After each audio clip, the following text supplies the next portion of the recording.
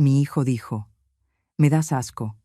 Fingí no haber escuchado nada, pero al día siguiente vendí la casa que valía $1,500,000. Y luego desaparecí, dejando solo una nota. Me alegra que estés aquí.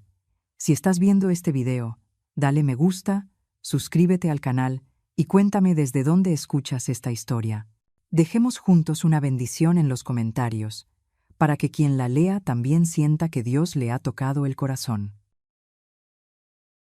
Me llamo Aurelia, tengo 57 años. Soy madre soltera desde que el padre de mis hijos se fue cuando yo acababa de cumplir 30. No tengo mucho de qué presumir, salvo estas manos llenas de callos y una casa que levanté con el sudor de mi frente.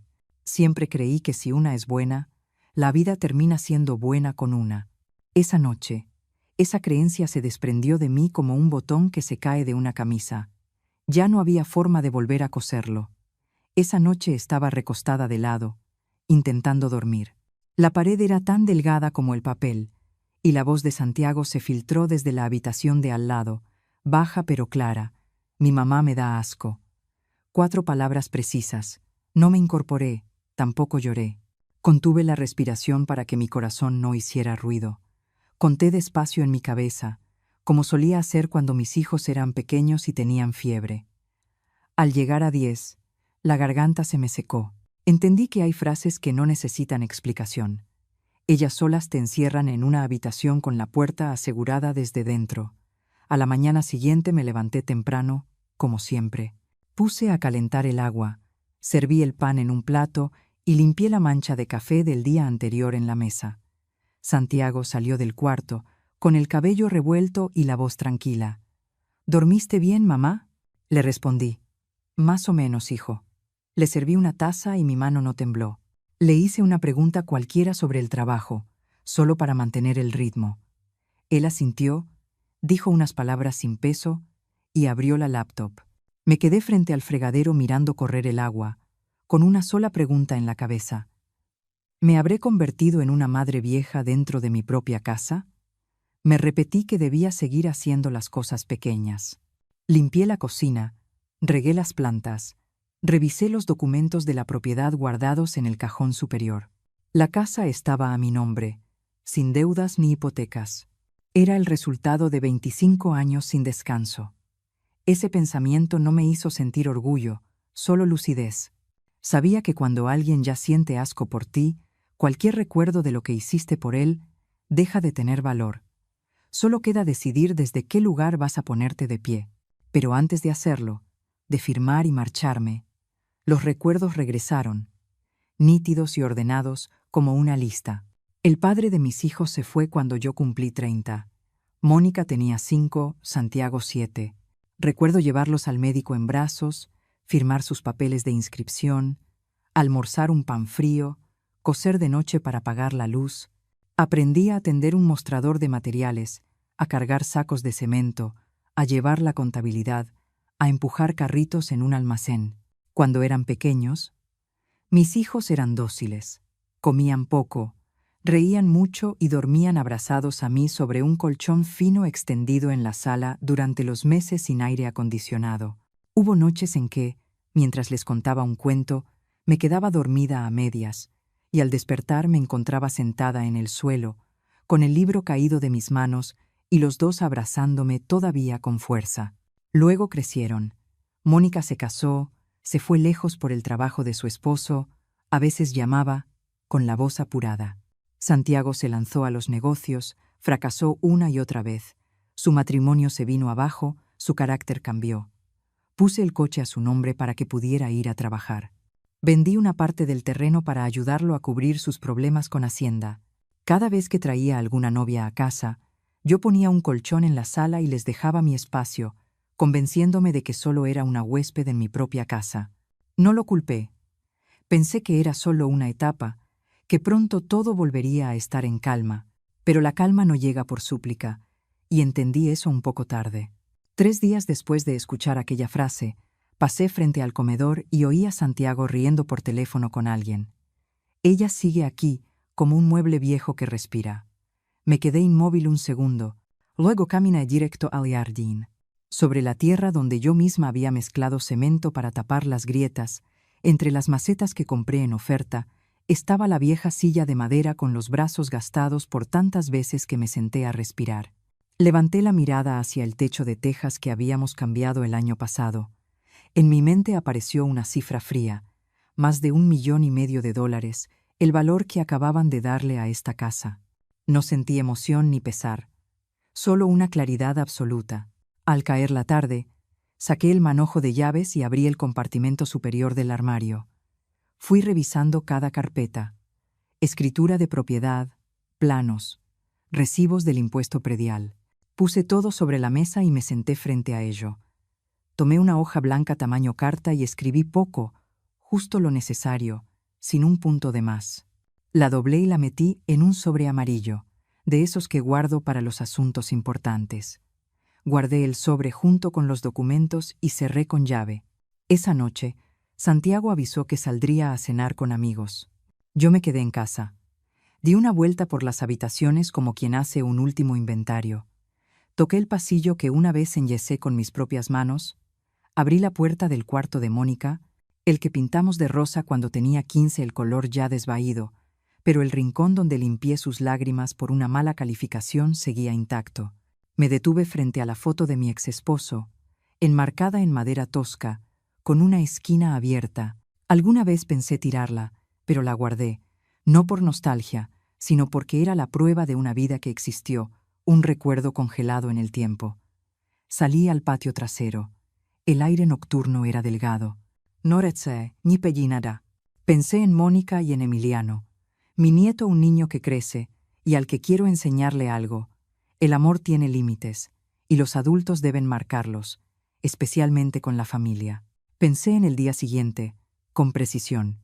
Llamar al médico, agendar cita en la notaría, verificar los números de la nueva cuenta, contactar al corredor de bienes raíces de confianza.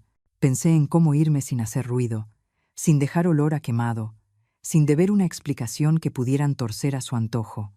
Entré a la cocina, lavé los platos, doblé los paños, apagué algunas luces. Frente a la puerta principal, me detuve. Puse la mano sobre el cerrojo y escuché mi corazón volver a su ritmo normal después de 3 días agitado.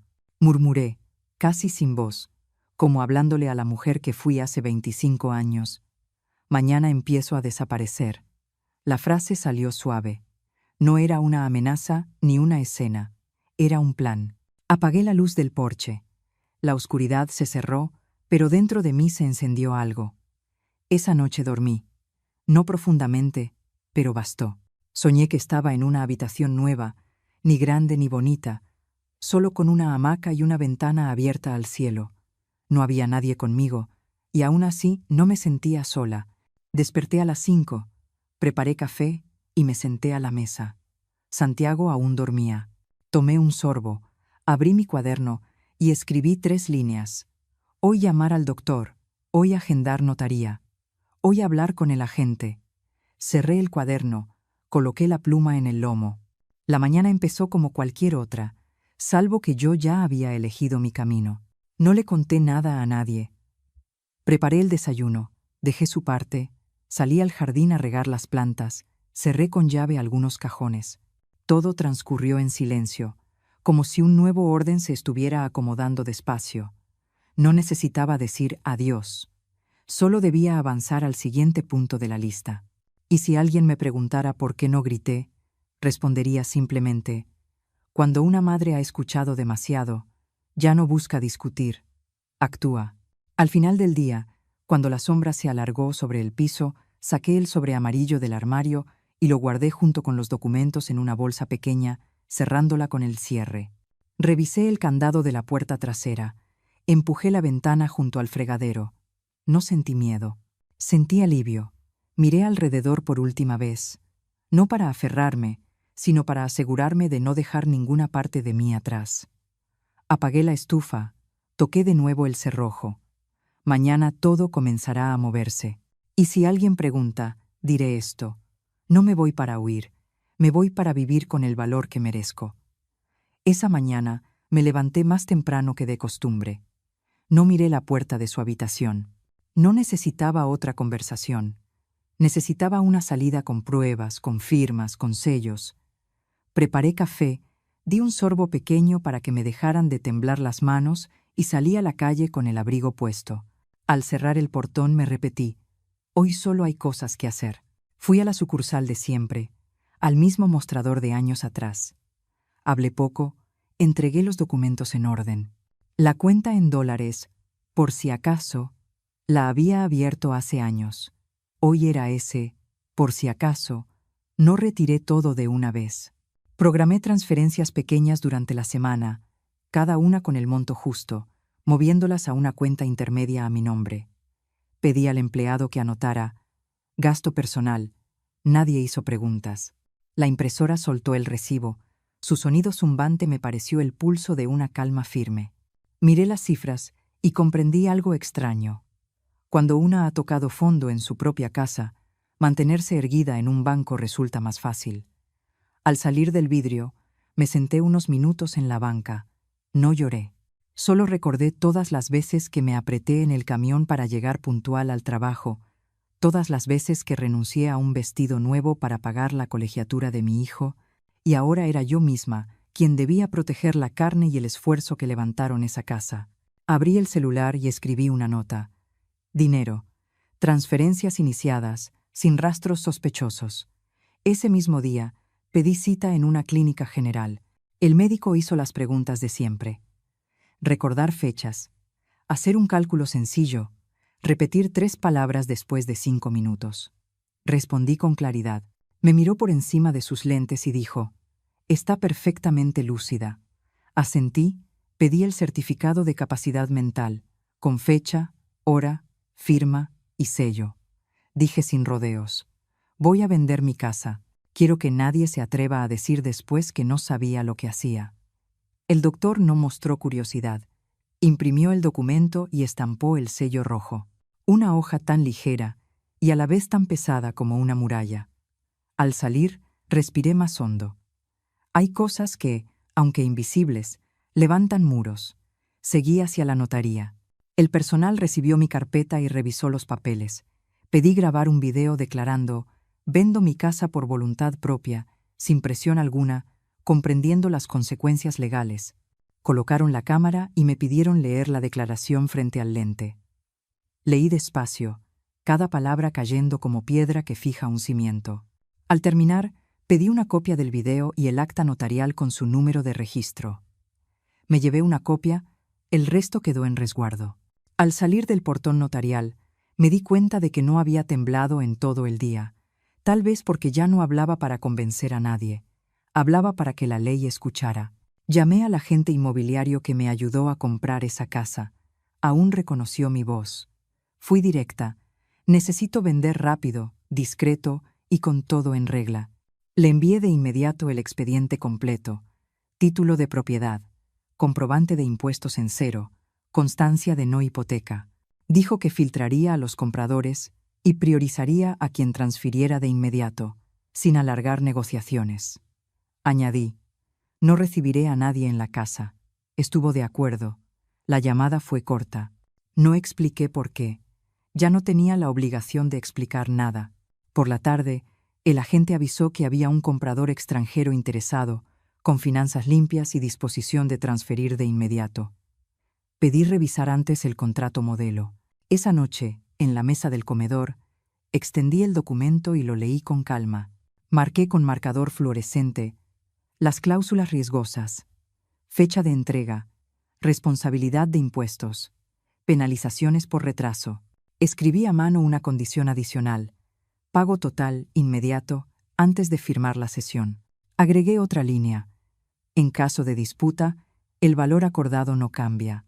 El comprador cubrirá los costos derivados de cualquier demora. Al devolver el contrato corregido, el agente me escribió: ellos aceptan.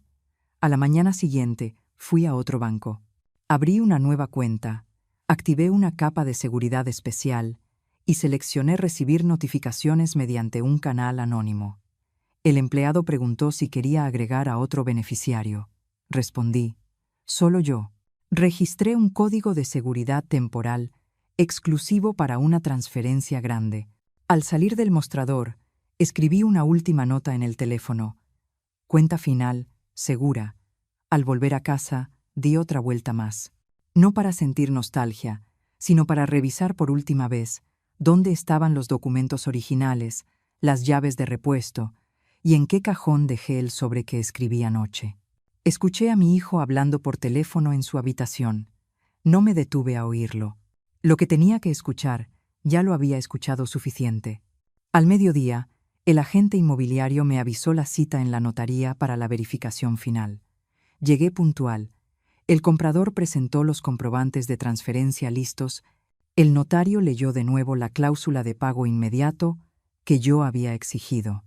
Asentí. Me preguntaron si quería negociar algo más. Dije, no, solo quiero que el dinero llegue a la cuenta correcta antes de firmar. Llamaron al banco y emitieron la orden. Permanecí en silencio, sin apartar la vista de la pantalla. La notificación del código anónimo vibró en la palma de mi mano. Confirmé. El empleado del banco asintió. El dinero ya entró. Miré al notario. Entonces firmemos. No recuerdo cuánto tiempo sostuve la pluma. Solo recuerdo que el trazo fue firme, sin desviarse ni un milímetro. Todo ocurrió rápido. Intercambiamos copias, sellos, registro. El agente me dio la mano, sin decir felicidades. Sabía que entendía que no era una venta alegre. Al salir de la notaría, no regresé directo a casa. Me detuve en un puesto callejero y compré una botella de agua. Saqué el teléfono, abrí la aplicación del banco y miré la nueva cifra. No por codicia, por límite. Desde ahora, nadie volvería a usar mi bondad como palanca. Apagué la pantalla, guardé el teléfono en el bolso y me levanté. La tarde caía despacio.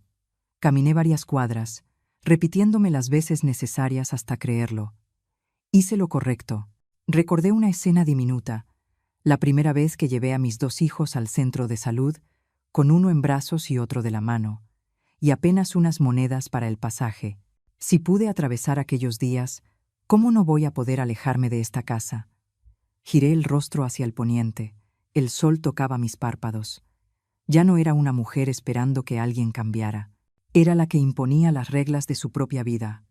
Al llegar a la puerta, escuché la televisión dentro. No entré de inmediato.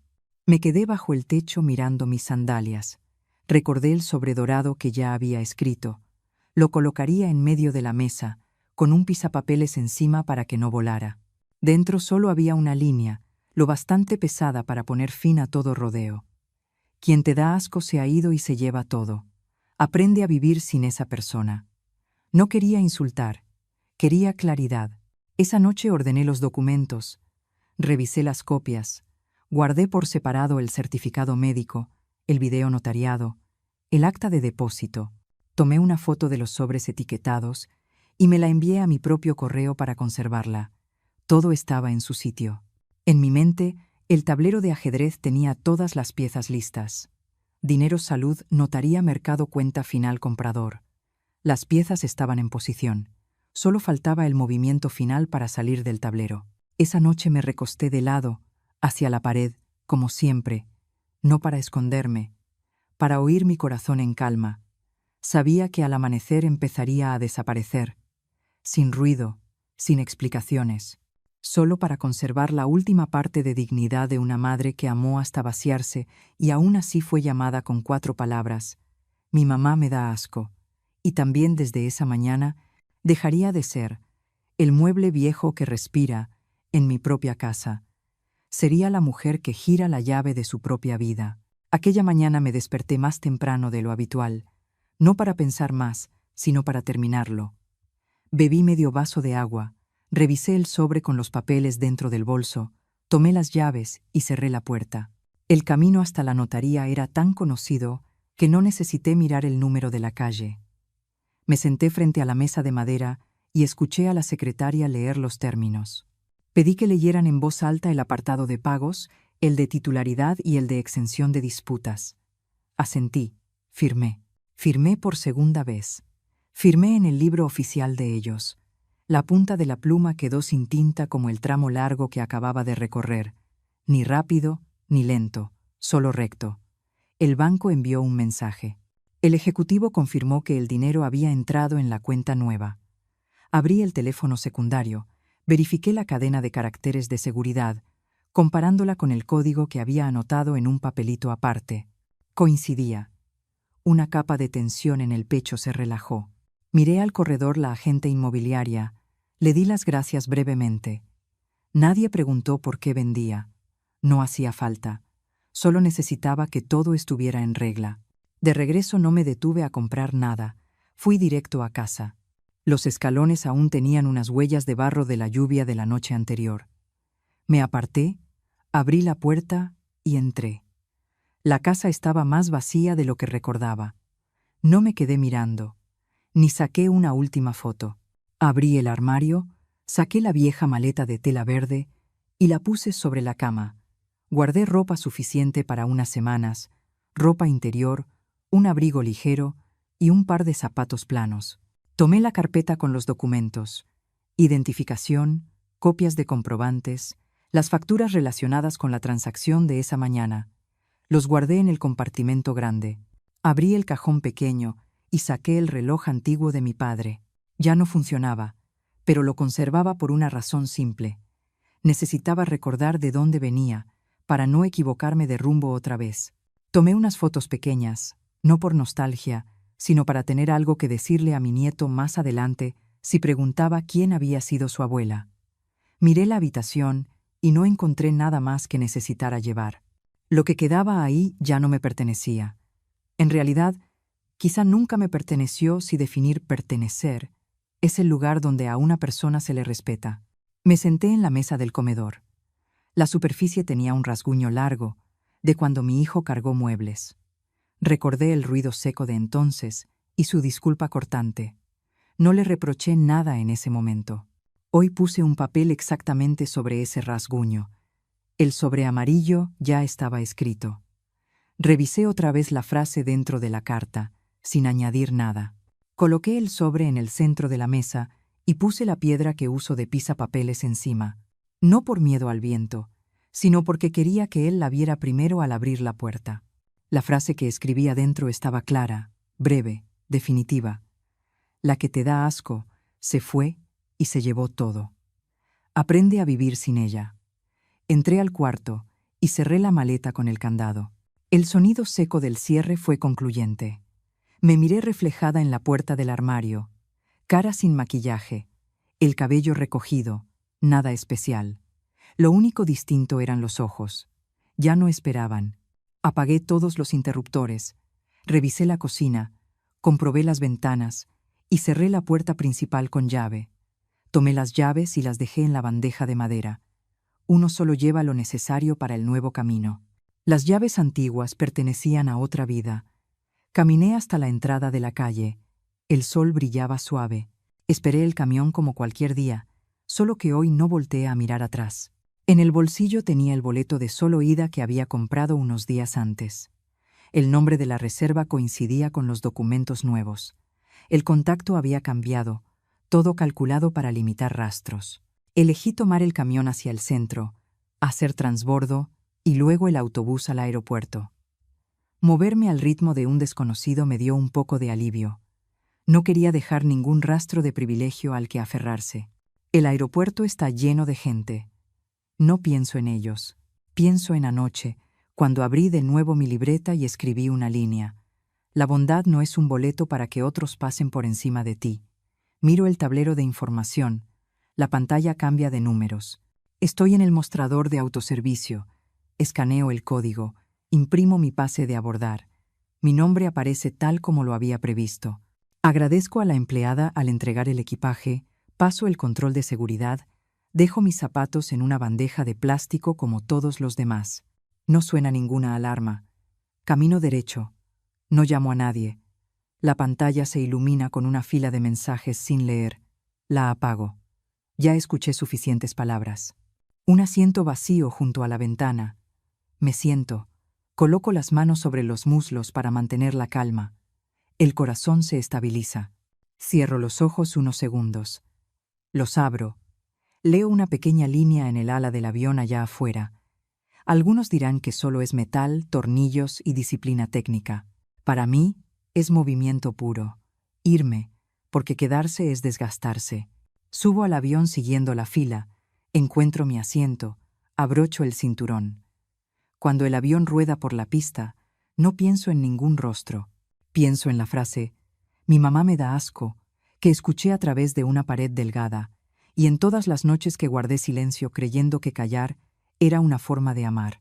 Entendí que el silencio solo es un espacio vacío donde otros colocan más peso sobre uno. El ala vibra suavemente. El sonido del motor crece. Una sobrecargo pasa, revisa los cinturones, asiente. Yo le devuelvo el gesto, como un rito de despedida a la persona que fui. El avión despega. La ciudad se encoge bajo las nubes. Cierro los ojos. Una calma ligera y transparente cubre mi piel, no porque haya olvidado, sino porque he decidido. Me digo en voz baja, desde ahora, nadie volverá a usar el cariño familiar para hacerme sentir menos. Si alguien me llama cruel, no me justificaré.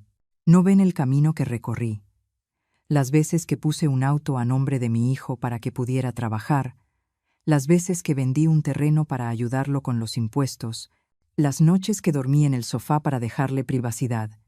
Nadie vio las arrugas que apreté contra la palma para no llorar al oírlo decirle a un amigo que yo era como un mueble viejo que respiraba.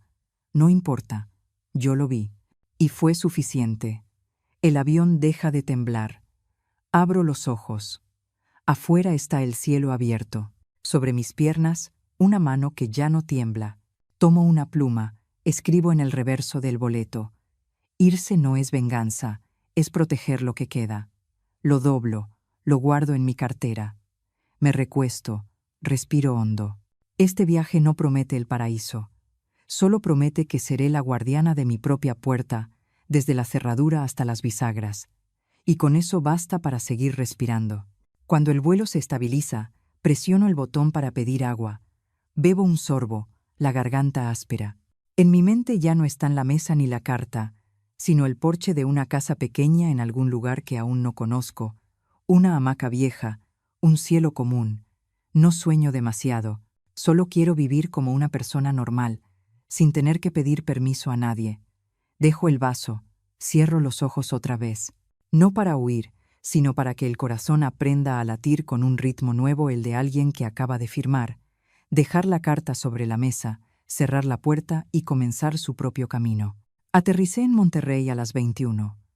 Sin hacer preguntas, arrastré mi maleta hacia la fila de taxis, dije la dirección que había garabateado en mi cuaderno y le pedí al chofer que no me diera recibo.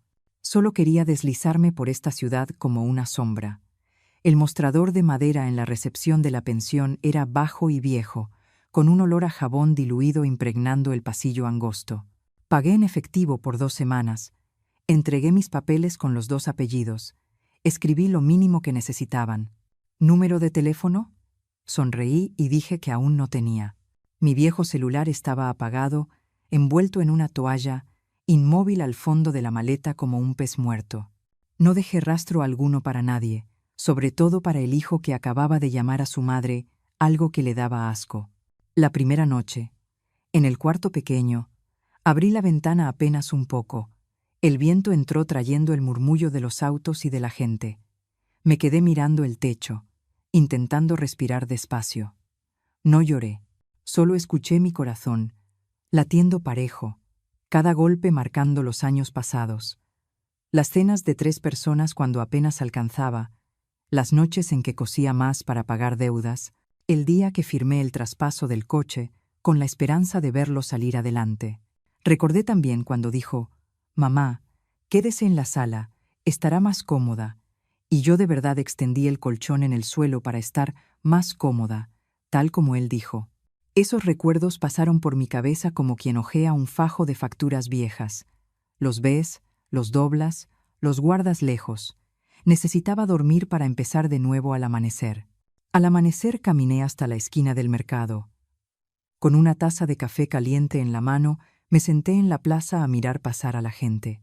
Seguía siendo una desconocida, pero por primera vez en muchos años me sentí realmente libre. Nadie llamaba, nadie pedía, nadie reprochaba.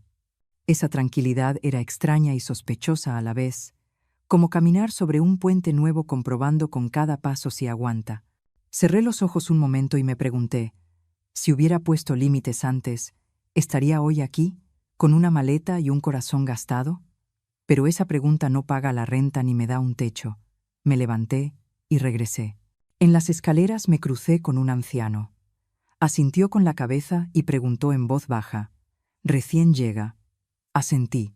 Él dijo una frase corta, como si la hubiera practicado toda su vida. «Lo perdido no se busca». Guardé silencio unos segundos y respondí, «He venido precisamente para no buscar». Sonrió con cortesía y siguió su camino. Entendí entonces que los viejos tenemos una manera de hablarnos sin ruido, como si nos pasáramos una piedrita para que cada quien la lleve hasta que la mano deje de temblar. Al mediodía, la dueña de la pensión me susurró que había una casita en las afueras disponible en renta. «Tiene un porche, una hamaca vieja, un jardincito», dijo. Fui a verla de inmediato. La puerta de madera estaba algo hinchada, las paredes blancas con pintura levantada, el patio lo justo para sembrar unas plantas. No me enamoré del lugar, pero era tranquilo y barato, y lo más importante, estaba lejos de todo lo que pudiera lastimarme. Pregunté el precio, las condiciones, y luego asentí, 6 meses, pago en efectivo. El contrato llevaba mi nombre nuevo. Firmé sin que me temblara la mano. Qué curioso que una firma pueda sentirse como un escudo. Regresé al mercado a comprar unas cuantas cosas esenciales. Una pequeña estufa, un sillón lo bastante cómodo, una mesa de madera y 2 juegos de platos. No mucho. Ya había vivido con demasiadas cosas innecesarias. La mayoría eran expectativas que otros habían puesto sobre mis hombros. Por la tarde mudé mis cosas. Yo misma armé los estantes, limpié cada rincón y abrí todas las ventanas para dejar entrar el viento. No encendí incienso, ni puse música. Quería escuchar el sonido de una casa vacía que poco a poco empezaba a tener aliento humano. Cada rincón que limpiaba me hacía sentir como si también estuviera limpiando algo que había soportado demasiado tiempo. Recordé entonces las palabras del médico al firmar el certificado. «Está completamente lúcida». Sí, lo estoy. Lúcida y lo suficiente como para marcharme sin pedir permiso a nadie. Al anochecer, me senté en el porche. La vieja hamaca crujía, pero aún soportaba el peso de una mujer de 55 años que acababa de abandonar una vida entera. Coloqué mi taza de té y observé cómo la noche caía como un telón nuevo. Repasé mentalmente las fechas que debía recordar. El día de pagar la renta, la cita en el banco para el fondo de mi nieto, la reunión con el abogado por si alguien intentaba causar problemas. Organicé todo eso como quien acomoda los cubiertos antes de una comida, preciso, sin sobra. Me prohibí pensar en aquella frase, pero se coló igual, como un mal hábito. «Mi mamá me da asco». Me incorporé y en voz muy baja dije, «Ya basta». No iba a permitir que una herida sangrara en el mismo día que había sido lavado. Esa noche escribí unas líneas en mi cuaderno. No desaparecí, solo me fui del lugar donde mi sombra era pisoteada. Lo cerré y lo guardé en el cajón bajo la estufa. Tengo la costumbre de esconder lo importante donde nadie lo buscaría. Cerré la puerta con llave y verifiqué el cerrojo 2 veces. Luego me quedé quieta, con la mano sobre el pestillo. Intuí que el día siguiente sería menos pesado que el anterior, solo porque me había atrevido a cerrar esa puerta por mi cuenta, por primera vez en muchos años. A la mañana siguiente me levanté temprano, barrí el patio, recogí unas hojas secas y pensé en plantar un poco de albahaca. Me descubrí sonriendo, no de felicidad, sino porque los músculos de mi cara al fin se habían permitido relajarse. Preparé café, me senté en el escalón del porche y escuché los sonidos de la ciudad despertando.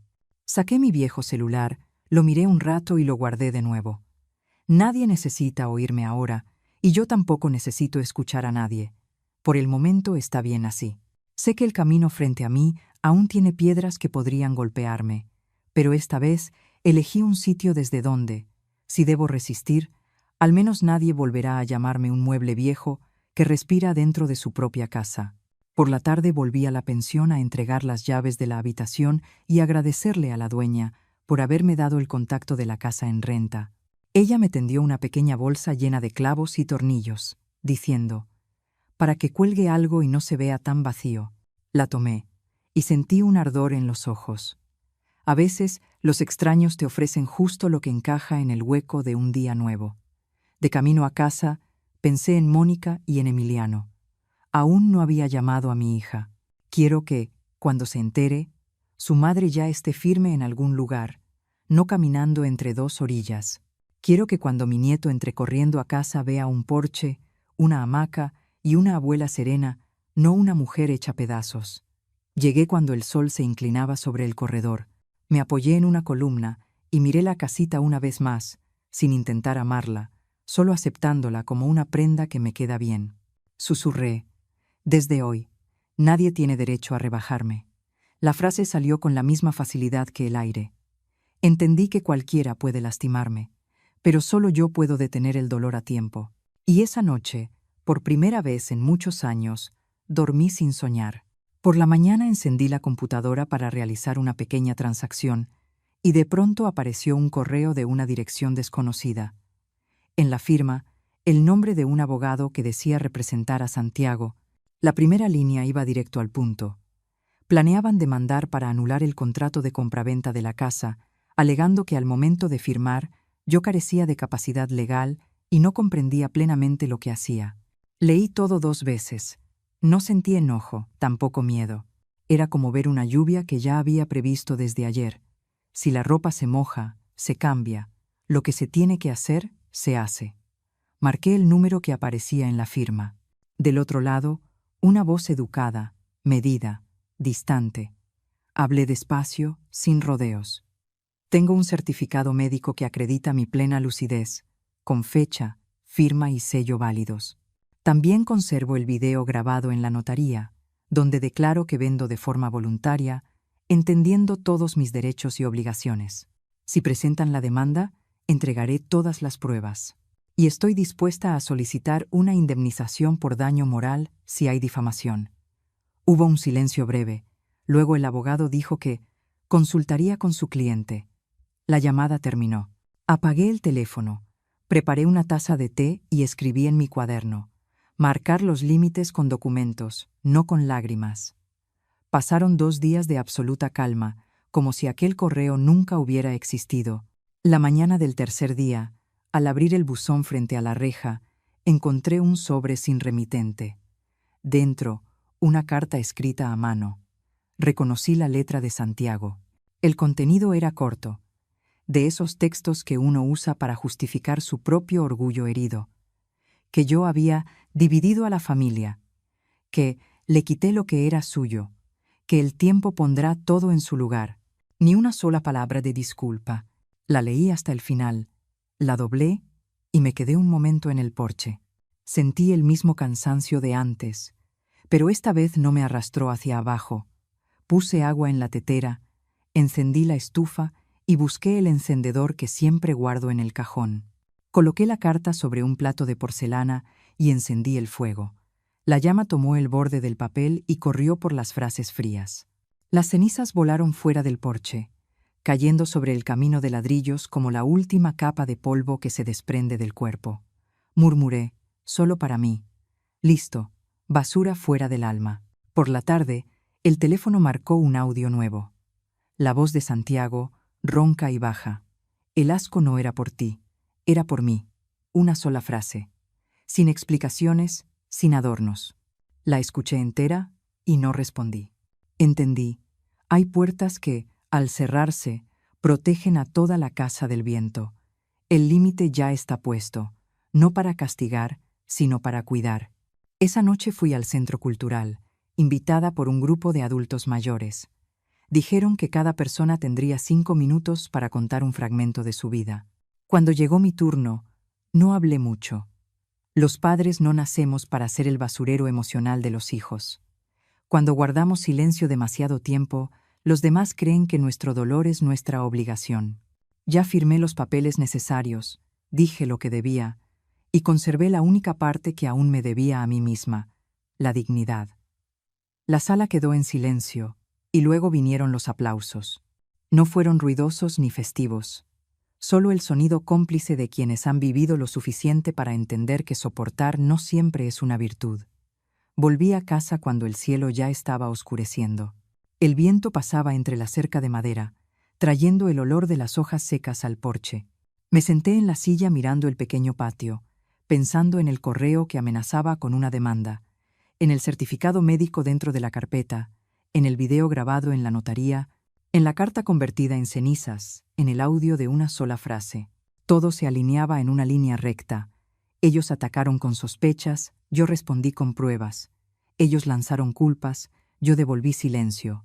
Ellos arrojaron piedras emocionales, yo limpié el camino con una pequeña llama.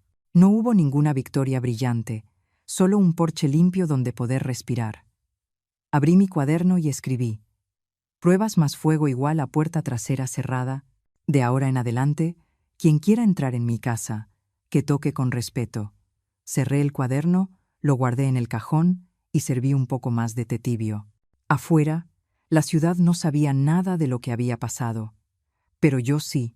Un capítulo se había cerrado de la forma correcta, sin gritos, sin vencedores, ni vencidos, solo con la verdad en papel y el derecho a la paz de una madre que había agotado toda su paciencia. Apagué la luz, dejando una lámpara amarilla encendida en el porche, escuchando los latidos de mi corazón, marcando el tiempo como un viejo reloj. Esa noche dormí bien, sin soñar nada, como si en mi pecho hubiera descansado, por fin, la piedra que me habían estado arrojando durante tantos años. Mañana seguiré con mis pequeñas rutinas: barrer el patio, comprar verduras, regar las plantas. La vida en paz suele llegar así, después de un correo, una llamada, una llama y muchos silencios en el momento justo.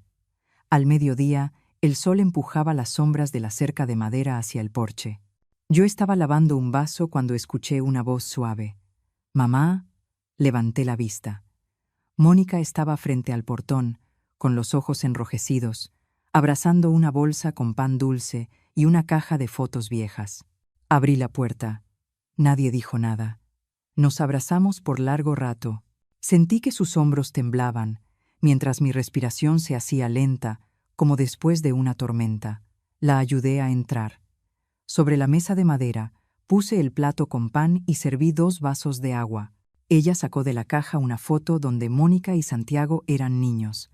En medio estaba yo, cargando a cada uno con un brazo. «Mamá», dijo, y se detuvo. Asentí. «Lo sé». Conté todo, sin añadir ni quitar nada.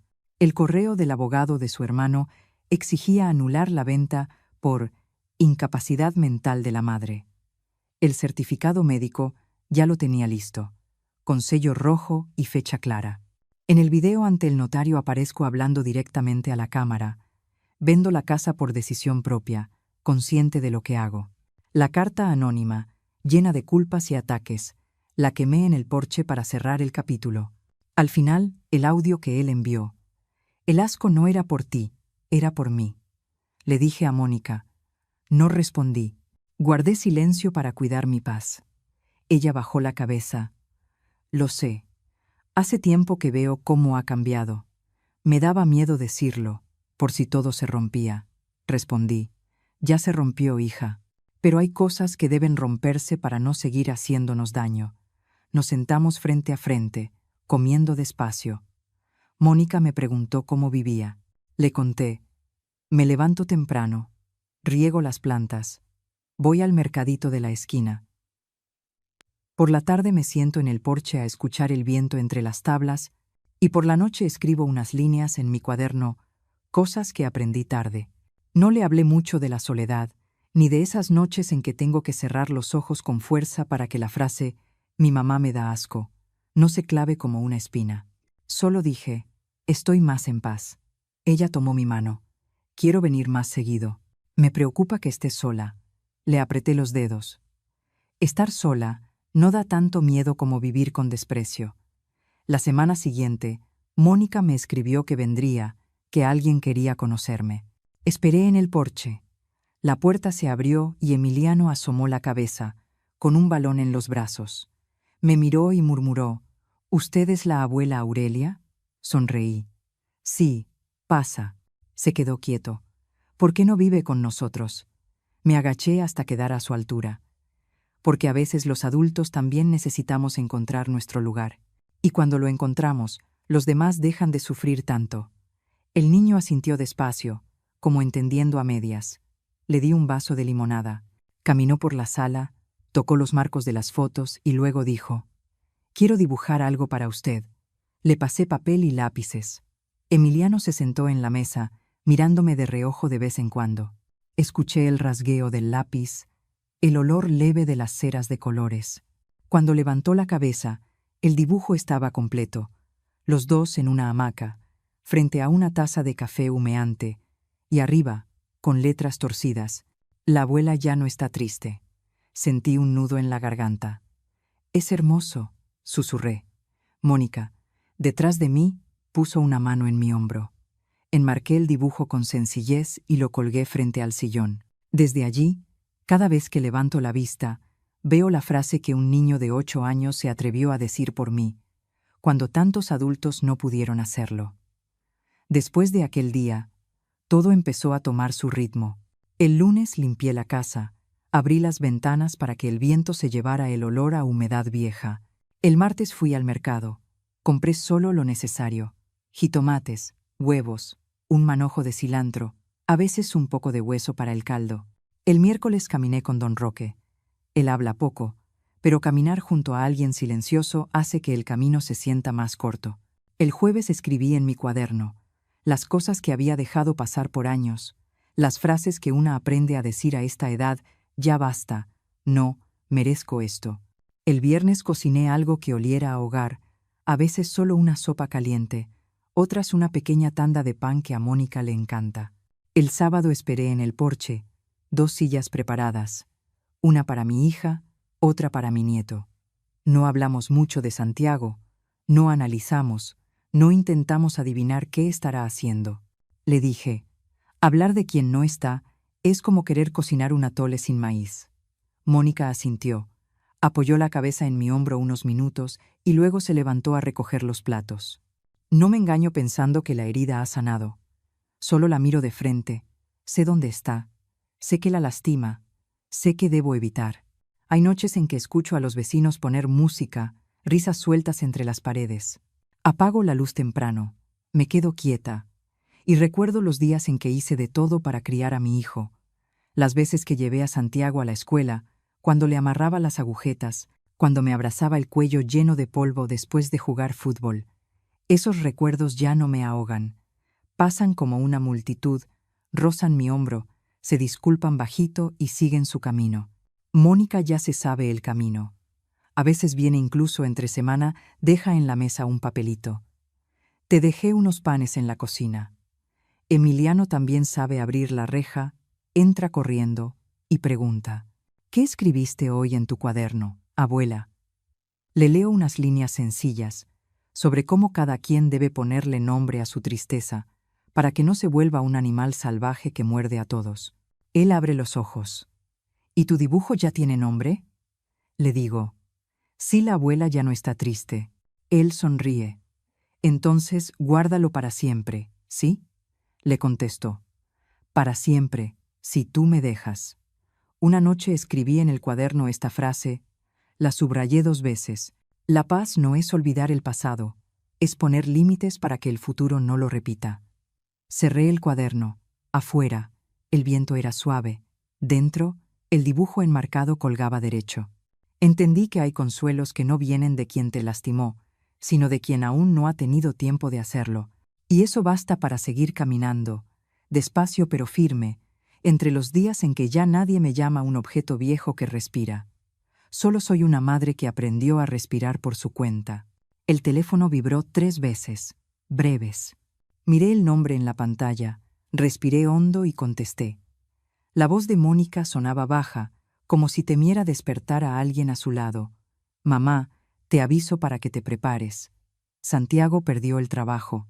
En la empresa hay problemas financieros relacionados con él. No sé qué tan grave es, pero la situación está mal». Me recargué en el respaldo de la silla, con la mano aferrada al borde de la mesa para que no me temblara. «Ya te escuché, hija». Al colgar, abrí mi libreta y escribí una sola línea. Cuando se siente acorralado suele atacar. La subrayé 2 veces, recordándome mantener la calma. Por la tarde el cielo empezó a oscurecer. Regresaba del supermercado con la bolsa en la mano. Al llegar al portón, vi a Santiago agachado frente a la puerta de madera, la camisa arrugada, los ojos hundidos, los zapatos llenos de polvo. Levantó la mirada, se puso de pie, intentando aparentar normalidad, pero la voz le salió ronca. «Mamá, esta noche no tengo dónde dormir». Dejé la bolsa en el escalón. No lo abracé, no grité, no pregunté nada. Corrí el cerrojo y me quedé en el umbral, manteniendo una distancia justa, de un brazo entre los dos. Lo miré directo a los ojos. «No estás pidiendo perdón, estás pidiendo ayuda, y eso no es lo mismo». Se quedó callado. Unos segundos después, apartó la vista. «¿De verdad me vas a hacer esto, mamá?». No respondí. Cerré la puerta despacio. El pestillo de madera sonó con un clic muy leve. Mi mano tembló un poco, pero sabía que no era por miedo ni por rabia. Temblaba porque una puerta del pasado acababa de cerrarse, y por primera vez no dejé que la culpa ni la compasión me arrastraran de nuevo. Del otro lado, escuché sus pasos moverse, luego el silencio. Me senté, puse agua a hervir. Cuando comenzó a burbujear, dejé caer una bolsita de té de manzanilla en la taza y esperé a que el aroma suave llenara la habitación. Apagué la mayoría de las luces, dejando solo el resplandor cálido del foco en la sala. El silencio era tan limpio que se escuchaba el sonido de la cuchara chocando contra la porcelana. Recordé la llamada de Mónica, sus palabras cortas como un parte meteorológico. «Perdió el trabajo, hay problemas, no está bien». Recordé también las veces anteriores. Cada vez que él se sentía acorralado, regresaba para atacar con palabras duras, con esa mirada de desprecio, con exigencias sin sentido. Esta vez había llegado antes que la rabia, trayendo una petición de refugio, pero yo sabía que una noche nunca es solo una noche. Si abría la puerta, tendría que abrir muchas más. La del dinero, la de los avales, la de ese eterno «mamá no me quieres», que excava la culpa hasta el fondo del pecho. No quiero a mi hijo en la calle, pero también sé que cada persona debe hacerse responsable del camino que elige. La pantalla del teléfono se iluminó. Mónica escribió: «Mamá, ¿estás bien?». Respondí: «Estoy bien. Acabo de poner un límite». Del otro lado aparecieron los 3 puntos de espera, y luego el mensaje: «Estoy aquí». Dejé el teléfono, di un sorbo a mi té. El calor era justo, lo suficiente para recordarme que seguía viva, que aún podía cuidarme sola. Caminé hacia la mesa, abrí mi cuaderno y escribí: «El afecto no es una cadena. Poner límites no es odiar. Es evitar que sigamos hiriéndonos». Al terminar la frase, dejé el bolígrafo y sentí que mi corazón latía más tranquilo. Esa noche no llamé a nadie. Tampoco quise saber si él seguía frente a la puerta. Aprendí a no intentar controlar lo que no puedo controlar. Lavé la taza, colgué la toalla en el gancho de madera y salí al porche a mirar el pedazo de cielo sobre el limonero recién plantado. El viento se colaba entre las hojas con un sonido delgado, como un suspiro sin lágrimas. Me dije a mí misma: «Aurelia, tu hijo no es tu enemigo, pero tampoco es la medida de tu valor. Eres una madre, y hoy lo mejor que puedes hacer por ambos es dejar de rescatarlo del mismo modo de siempre». Regresé adentro, acomodé unas latas de comida y anoté rápido lo que debía comprar mañana. Mis ojos se detuvieron en el dibujo de Emiliano pegado en la pared. La abuela ya no está triste. Sonreí apenas. Si mi nieto lo cree, no puedo traicionar su fe volviendo atrás. Apagué la luz del porche, corrí las cortinas y dejé que la casa respirara en silencio. Casi a medianoche llegó un mensaje. No lo abrí. Estoy aprendiendo a postergar la reacción. Leerlo mañana no hará daño. Me acosté, subí la cobija hasta el pecho y fijé la vista en la oscuridad entre el techo y el marco de la puerta. En mi cabeza se agolpaban frases: «Eres insensible, eres cruel, ¿sigues siendo madre?». Respiré despacio y respondí a cada pregunta con silencio. Soy madre. Precisamente por eso debo enseñarle esto. Todo acto tiene consecuencias. El amor no es un pase para cruzar los límites del otro. Recordé aquella noche antigua en que abrí la puerta por compasión. A la mañana siguiente vinieron el dinero, los papeles, las palabras duras. Cada vez, un pedazo de mi dignidad caía sin que nadie lo notara. Esta vez alcancé a sostener ese pedazo. Nadie lo recogió por mí. Lo recogí yo misma. Cuando los párpados me pesaban, murmuré la frase del cuaderno como una oración corta. Poner límites no es odiar, es evitar que sigamos hiriéndonos. Las palabras reposaron en mi mente como una piedra colocada en su sitio. Apagué la luz. La oscuridad cubrió los bordes de las paredes, de la mesa, de las sandalias alineadas. La noche estaba quieta. Escuché mi respiración acompasada. En algún lugar allá afuera, mi hijo lidiaba con su propia oscuridad. La puerta de mi casa quedó cerrada, pero la del corazón no se llenó de rencor. Guardé espacio para la responsabilidad y la esperanza, una esperanza sin ceguera, la esperanza de que algún día él aprenda esta lección. Y justo en ese instante entendí. Me elegí a mí misma no para huir, sino para dejar de ser arrastrada hacia atrás. Mañana prepararé té, regaré el limonero y escribiré una nueva línea en mi cuaderno. He permanecido firme.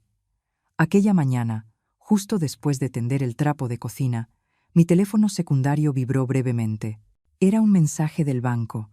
Había una solicitud de empeño usando el expediente antiguo de la clienta Aurelia T. Me quedé inmóvil unos segundos. En mi cabeza solo resonaba una frase. Otra vez ella. Llamé de inmediato al asesor encargado, controlando la voz. Por favor, congelen el proceso, bloqueen todas las operaciones vinculadas a mi nombre y envíenme el escaneo de la firma sospechosa. Del otro lado de la línea, el hombre respondió con cautela que lo haría enseguida y que también levantaría un reporte interno por posible suplantación. Al colgar, me senté en la pequeña mesa del porche y abrí mi cuaderno. Escribí una sola línea. Cuando alguien no consigue lo que quiere, busca un atajo. Al terminar, cerré el cuaderno, me cambié de blusa, reuní todos los documentos importantes y pedí un taxi hacia la oficina de mi abogado. Necesitaba convertir la traición en un trámite, el dolor en evidencia. En la pequeña sala de reuniones, mi abogado encendió la laptop y me pidió enumerar los documentos con los que podíamos contrastar. Fui colocando uno a uno sobre la mesa, muestras auténticas de mi firma de años anteriores, la copia notariada del expediente antiguo, con número de registro, y una tabla cronológica con las fechas exactas en que había firmado cada documento legal, junto con pruebas de que no pude estar presente el día de la transacción bajo sospecha. Revisamos cada punto. Le recordé también el video grabado en la notaría cuando vendí la casa, donde afirmé claramente, de manera voluntaria y en pleno uso de mis facultades. El abogado asintió, cotejando cada detalle, y enseguida redactó la denuncia por suplantación de identidad. El expediente quedó armado con todo en orden. Solicitud de peritaje caligráfico, requerimiento de colaboración al banco y notificación al notario implicado. Mientras revisábamos los documentos, sonó el teléfono del abogado. Era el nuevo propietario quien había comprado mi casa. Un hombre llamado Santiago acaba de presentarse en la notaría causando disturbios. Exige revisar los papeles y dice que la operación es inválida. Cerré los ojos unos segundos. El abogado pidió permiso para grabar la llamada y luego solicitó más detalles. Del otro lado, contaron que el personal de la notaría ya había levantado un acta del incidente y estaba dispuesto a testificar si la fiscalía lo requería. Les agradecí con una frase muy corta. En mi interior, una parte de mí dejó de esperar que mi hijo recapacitara. No se había detenido en las palabras crueles, había ido más allá, pisoteando mi nombre. Por la tarde, el banco envió por correo electrónico el escaneo de la firma sospechosa. Bastó un vistazo para notar que el trazo final no era mío. La A estaba marcada con demasiada fuerza donde yo siempre la dejo ligera. Las pausas del bolígrafo eran torpes, sin naturalidad. Envié de inmediato el archivo a mi abogado, junto con 5 muestras de diferentes años para comparación. Él respondió: «Hay base suficiente para solicitar el peritaje. Lo enviaremos hoy mismo». Asentí y le di las gracias. Cada vez que decía gracias, sentía una piedra en el pecho, dura, fría, pero que me ayudaba a mantenerme erguida. Al caer la noche, no puse música ni encendí la televisión. Preparé una taza de té y me senté en la hamaca mirando la cerca de madera. Me dije a mí misma: esto ya no es una disputa entre madre e hijo, es una cuestión de límites y de ley. Recordé los viejos días, cuando firmé para poner el auto a su nombre, cuando vendí un terreno para salvarlo de un problema fiscal. Entonces elegí creer en lo mejor de él. Pero la confianza, cuando deja de ir acompañada del respeto, tarde o temprano se convierte en la soga con la que uno mismo se ahorca. A la mañana siguiente, regresé a la oficina del abogado para firmar los documentos finales. El expediente de denuncia fue enviado junto con la solicitud de suspender toda transacción vinculada a mi nombre hasta que se emitiera el dictamen pericial. El abogado me tranquilizó: «Quédese tranquila, en este momento tenemos la iniciativa. El banco coopera, la notaría también». Asentí. No buscaba ganar ni perder, solo quería que la verdad estuviera sobre la mesa, en su lugar. 2 días después, el teléfono sonó cerca del mediodía. El abogado dijo brevemente: «Ya los detuvieron». Me recosté en la silla, guardando silencio un momento. Explicó algunos procedimientos adicionales. Comentó que quizá necesitaría mi firma en ciertos documentos cuando las autoridades me contactaran, y luego terminó la llamada. Me levanté, llevé mi taza de café al porche, me recosté en la hamaca y observé cómo el sol se desplazaba lentamente sobre el cemento. No había alegría, tampoco lágrimas. Solo un vacío sereno, suficiente para dejarme respirar. Abrí mi cuaderno y escribí: «Cada quien cosecha lo que siembra». Sé que suena seco, pero cuando una es madre, a veces debe escribir esa sequedad para recordarse no ablandarse donde hay que ser firme. No me alegra que mi hijo haya sido esposado. Solo siento alivio porque mi nombre ya no arrastra falsedades. Recordé la última vez que se paró frente a mi puerta diciendo: «Esta noche no tengo dónde dormir». Cerré la puerta. Hoy, la puerta de la justicia se cerró por mí. No me vengué. Puse un límite. Por la tarde, el viento soplaba más fuerte. Guardé la ropa recién seca y la doblé con cuidado en el armario. La cena fue solo un plato de sopa recalentada y un pedazo de pastel que Mónica había traído la semana pasada. Pensé en Emiliano, mi nieto, y comprendí por qué creé el fondo educativo. No puedo salvar a quien no quiere salvarse, pero puedo plantar una salida para el niño que aún aprende a mirar la vida. Quizás esa sea la única forma de romper el círculo en la próxima generación. Cuando anocheció por completo, cerré la puerta y encendí la luz amarilla del porche. Puse la mano sobre el respaldo de la silla de madera, con el corazón tan liso como el agua quieta. Un capítulo acababa de cerrarse. No sé qué traerá el mañana, ni necesito adivinarlo. Solo sé que mi nombre está limpio, y mi corazón, aunque con cicatrices, ya no sangra. Apagué la luz, entré a la casa y corrí las cortinas. Afuera, el viento seguía pasando entre la cerca, constante y frío, recordándome que la paz no siempre es cálida, pero sí correcta. Esa mañana fui al banco sola. Tomé un número. Esperé como cualquier otra persona, con la mano apretando un cuaderno viejo. Cuando la empleada llamó mi nombre, hablé directo. Quería abrir un fondo educativo para mi nieto Emiliano. Expliqué cada condición, sin temblar, sin titubear. Bloqueado hasta que cumpla los 18 años.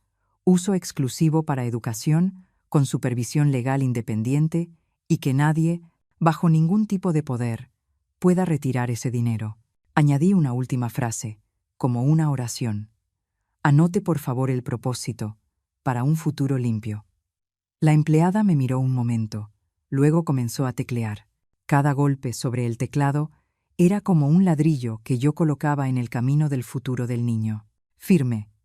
Leí de nuevo todas las cláusulas y pedí una copia digital y otra en papel. Al salir, me quedé un momento en una esquina, respirando despacio. Cada línea del contrato me quitaba un poco de peso. Nadie podrá tocar ese dinero. Ni siquiera yo. Así debe ser. Al mediodía pasé por la notaría. Había decidido comprar la pequeña casa que estaba rentando, para no vivir más con el miedo de ser echada si alguien cambiaba de opinión. El trámite fue más rápido de lo que imaginé. Pagué todo de una vez, y ese mismo día la propiedad quedó a mi nombre. Sostuve el título aún fresco con olor a tinta y pensé, al menos, al final de mi vida, pertenezco a algún lugar. Por la tarde me arremangué y arreglé la cerca de madera, limpié cada tabla, ajusté algunos tornillos flojos. Colgué una hamaca doble bajo el porche, imaginando las tardes en que Mónica y Emiliano vendrán, los dos recostados junto a mí escuchando el viento. En el jardín planté un limonero. No sé mucho de jardinería, pero igual cavé la tierra, coloqué el árbol, apreté bien las raíces y lo regué con un poco de agua. Al entrar a la casa, abrí mi cuaderno y escribí una línea corta. Las raíces profundas no temen al viento. Quiero que mis raíces, las de mi nieto, sean así de firmes. Al anochecer me senté en la mesa, extendí todos los documentos. Escribí mi testamento. Breve, claro, sin palabras de más. La casa y el fondo quedarán para Emiliano. Añadí una carta sellada. Hijo, cuando seas lo bastante grande, la leerás. Quiero que sepas que el amor necesita límites y la dignidad no se negocia.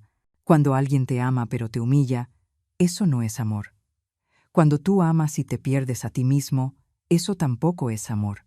Estudia, sé una buena persona y recuerda, no uses tu dolor para dañar a otros. Detuve la pluma, respiré hondo. El nombre de Santiago no aparece en ninguna parte, no porque lo odie. Lo dejé fuera por justicia y por límites.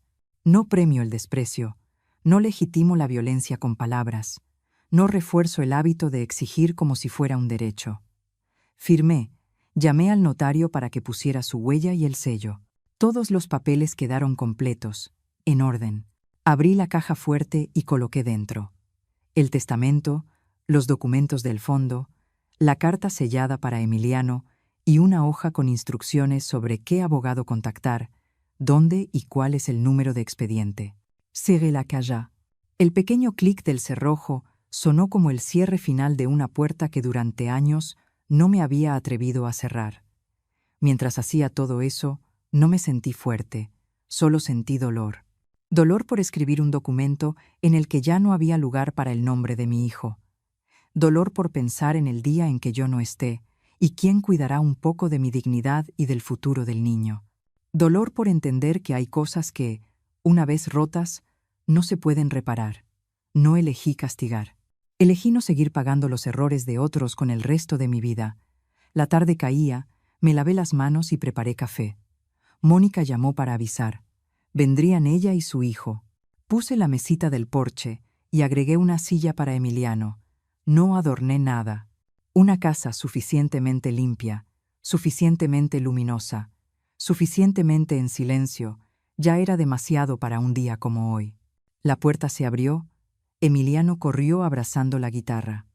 Abuela, ya aprendí mi primer acorde. El niño se sentó, torpe todavía, rasgueó mal unas cuantas notas y frunció el ceño. Sonreí y marqué el compás con la mano.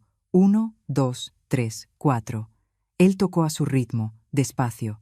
El olor de las hojas de limón tiernas se colaba en el porche. Mónica colocó la bandeja de galletas sobre la mesa y se sentó a mirar a la abuela y al nieto. Nadie me preguntó qué había hecho durante todo el día. No hacía falta. Cada rasgueo era un hito que se cerraba dentro de mí. En ese instante pensé en los papeles que acababa de firmar, en la caja fuerte que acababa de cerrar con llave, en el limonero del patio. Pensé en Santiago, en las noches en que fingía dormir para no escuchar más frases que atraviesan la piel. No deseo que pague con sufrimiento. Solo quiero que pague con no tener ya derecho a tocar mi vida. Eso basta. Elijo proteger el futuro del niño inocente, en lugar de seguir corrigiendo a quien ya es grande y no quiere crecer. Otra vez, tú, dije. Emiliano volvió a tocar. Esta vez un poco más claro. Cerré los ojos y conté el compás junto con mi nieto. En mi cabeza Pequeñas puertas se iban cerrando. Fondo para estudios ya asegurado. La casa ya a nombre mío. El testamento ya hecho. La carta ya sellada. Vi abrirse otra puerta, sin ruido, sin fuegos artificiales. Una vida suficiente, en una casita con porche, hamaca y raíces que poco a poco se hunden en la tierra. Cuando Mónica se despidió para irse, estrechó mi mano y apretó suavemente. «Mamá, ¿estás bien?» Asentí. «Estoy bien, a mi manera». Ella entendió. No preguntó más. Emiliano me abrazó fuerte antes de subir al coche. «Abuela, mañana tocaré otra vez, ¿eh?» «Sí, otra vez. Aún tenemos muchos compases que contar». Aquella noche, el viento traía olor a tierra húmeda. Salí al porche y toqué el tronco del limonero. Susurré: «Crece, hijo. Las raíces profundas no le temen al viento. No espero que la vida tenga menos viento. Solo deseo que mis raíces sean lo bastante profundas para que ninguna cólera me arranque de raíz, aunque esa cólera venga de casa». Y en la calma de la noche, supe una cosa. El futuro está seguro en un lugar resguardado, no en la caja fuerte, sino en la decisión clara de una madre que, por fin, se eligió a sí misma. Tarde, el sol se inclinaba sobre la cerca de madera. Estaba lavándome las manos cuando escuché un golpe suave en la puerta, como si quien estuviera afuera también temiera molestar. Al abrir, vi al padre de Santiago, el hombre que había abandonado a mi hijo y a mí hace mucho tiempo, de pie en el umbral, con un papel doblado en la mano. Dijo brevemente: «Él me pidió que te lo entregara». Lo tomé. Asentí. No pregunté nada. No reclamé. Lo acompañé hasta la reja, escuchando las hojas del limonero rozar el suelo de ladrillo. Mi corazón estaba quieto, como el agua después de la tormenta. Ya no había ira, solo los límites que uno decide mantener. Preparé una taza de café, encendí la luz amarilla del porche y me senté en la hamaca doble. Abrí la hoja. Solo unas líneas conocidas. «No pido nada. Entiendo aunque tarde. Te deseo paz. Santiago». La doblé de nuevo y la dejé sobre la mesa pequeña. No respondí. Escribí en mi cuaderno: «Perdonar es cosa mía. Reconciliarse no es obligatorio». En cuanto la pluma tocó el papel, sentí que mi respiración se hacía pareja. No porque mi hijo hubiera comprendido, sino porque yo había decidido soltar.